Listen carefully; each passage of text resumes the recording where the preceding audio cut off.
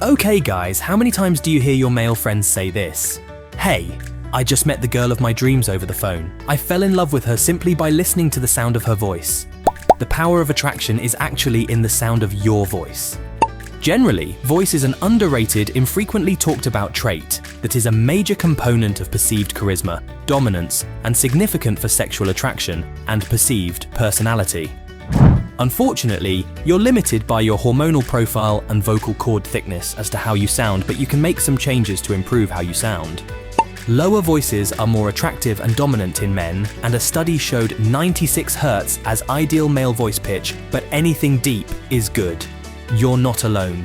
We all have that inner voice we dream of unleashing, the one that commands attention, oozes confidence, and maybe even lands you a spot on a voiceover audition or that hot date. Well, be at ease, because in this video, we're diving deep into the world of voicemaxxing, a secret weapon for sculpting your voice into a masterpiece. Hey, a gentle reminder, if you are new to channel, make sure to leave a subscribe on the channel for latest updates. Let's move on. Fun fact, did you know that even movie stars use voice coaches?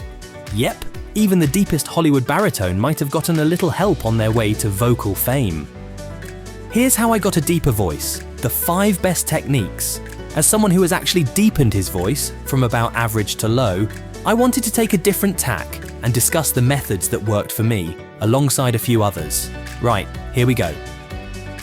Strengthen your neck muscles. I've seen a lot of talk about this online, so I wanted to start by confirming here. This truly does work. Actually, it's my favorite method of all of them. If you put your hand on your throat, you'll feel 2 long muscles which run down from behind your ear to your collarbone. These are your sternocleidomastoids, and when they get tense, they tug on your vocal cords, resulting in a higher note. Relax these, and logically enough, your voice gets lower. Breathe from the diaphragm. Ever noticed how your shoulders bob up and down as you breathe in and out? If you have, you're doing it wrong. This is a thing called hollow breathing, and it's something most people are guilty of. While it seems as good as any method, this kind of breath shifts effort to the upper half of the torso, putting tension on the neck and vocal cords. As you inhale, try to shift the effort downward so your stomach flexes out while your shoulders remain completely still. Feel as though the air is being summoned by your abs. I know it's quite hard to watch, but this one correction had the greatest impact on my voice depth. But like any bad habit, it requires a conscious effort to overcome it. Aspirate. You can try this one for yourself and immediately see its effect. Open Vocular and enable the pitch tracker in settings, then speak to the microphone in your normal voice and see what numbers come up. Now try talking in a breathier, more aspirated kind of way, as if you're speaking through a sigh. If you need someone to copy, Tom Hiddleston's a pretty good example. A 2014 study found that the most attractive male voices were also the breathiest, and this was so pronounced that women preferred a high-pitched but breathy voice over a deep, non-breathy one. Drink plenty of water. Please don't skip over this section, because it's a lot more important than you might think. You know how the depth of your voice is partly caused by the size of your vocal cords? Well, dehydration literally shrinks your vocal cords. The loss of water equates to a loss of mass, leaving you with thinner, squeakier vocal cords. And strikingly, most people are dehydrated.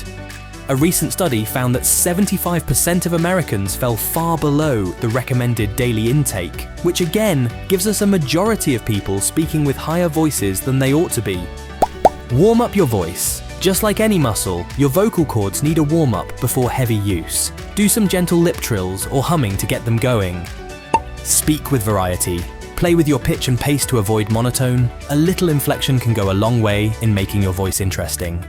Lose the fillers. Words like like, and can distract from what you're saying. Work on clear, concise communication.